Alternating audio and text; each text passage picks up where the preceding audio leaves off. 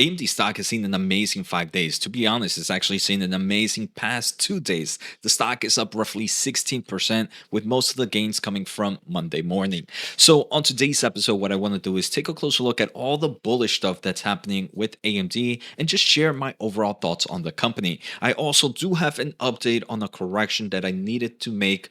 So, let's take a closer look in today's episode. I want to thank the Motley Fool for sponsoring this video, and check out fool.com/Jose for the 10 best stocks to buy now. With that link, you get a promotional offer for the subscription service. Now, let's continue with today's episode. All right, so let's start off with the first topic. And the first topic is on May 14th, today, this morning, AMD announced a new $6 billion share repurchase authorization. So they did mention that they still had a remaining balance on previous buyback program, and the previous buyback program had existing $4 billion left. So now this total is up to $10 billion, which is obviously pretty strong. In theory, if they were able to use all that $10 billion in today's market cap, that would be able to buy back 5% of total shares. That would be insane, and would be able to buy back a nice amount of the overall market. Now, that's obviously the most bullish scenario. I don't think that's going to happen. And it's also important to remember that the timing and total amount of stock repurchase will depend on a lot of things like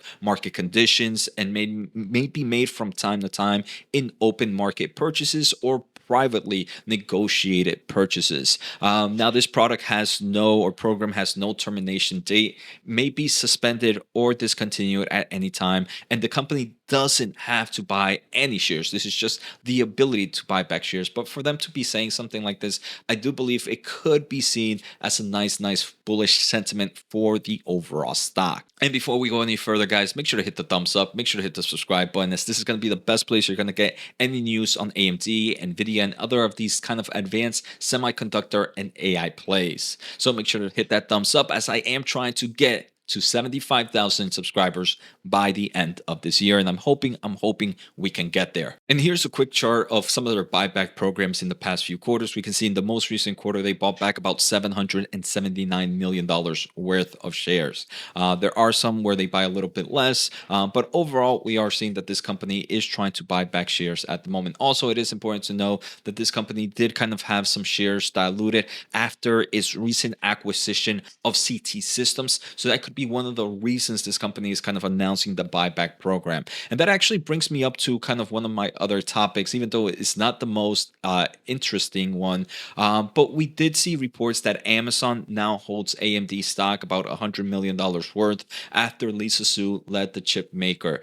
So I did a video on this a few days ago, and I kind of thought that this might mean that the overall Amazon was planning on buying AI chips. I actually emailed Amazon representatives and PR, and they told me that that's not the case here. It's really just, it has nothing to do, there's no secret motive between the ownership of Amazon and AMD, except that Amazon did have some equity in CT System, and that is why they do have the shares now of AMD, but it's not due to any direct investment or strategic stake. So this is something that I kind of thought about, because we do know that AMD is having an AI event coming up later in June. So I was maybe speculating that Amazon was going to be a massive customer of AMD. So I just want to make a correction there after some information that I got from Amazon PR. That is not the case necessarily. So overall, I do believe we are going to see some pretty cool announcements on AMD's AI event in 2025. We're going to hear a lot about maybe potentially new customers and some of the new customers that we just heard about a day ago. But remember, during AMD's earnings, they mentioned that they are seeing several hyperscalers expand their use of Instinct accelerators to cover an increasing range of generative AI solutions. They've also added multiple tier 1 cloud and enterprise customers in the quarter, including one of the largest frontier models that is now using Instinct GPUs to serve a significant portion of their daily traffic. So regardless, even though it was not Amazon, I do believe during this new AI event, we are going to get some very bullish sentiment for AMD. So I'm pretty excited. Now, if you want to learn more about the semiconductor market, make sure to check out my free newsletter, whatthechip.happened.com. Yesterday, we talked about kind of the trade war, about this kind of Saudi Arabia deals, about the semiconductor industry. Today, I will be discussing some of these new AMD topics. So make sure to follow that. It's completely completely free. What the chip happened.com. Okay, now another kind of very exciting news that happened in the overall market was AMD and Humain, which is a Saudi Arabia company and enterprise player, announced a 10 billion collaboration to advance global AI.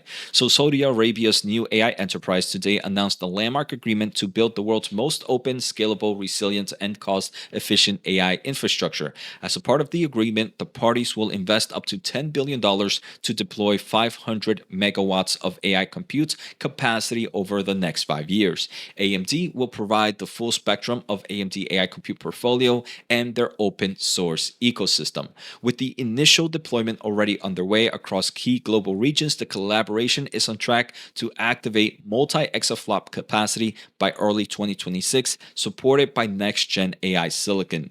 Now, they do mention that this collaboration is going to include AMD Instinct GPUs, EPIC CPUs, Pensando DPUs, and AMD Ryzen AI CPUs that go in kind of the edge with things like laptops and PCs. So this is obviously a nice opportunity here for AMD.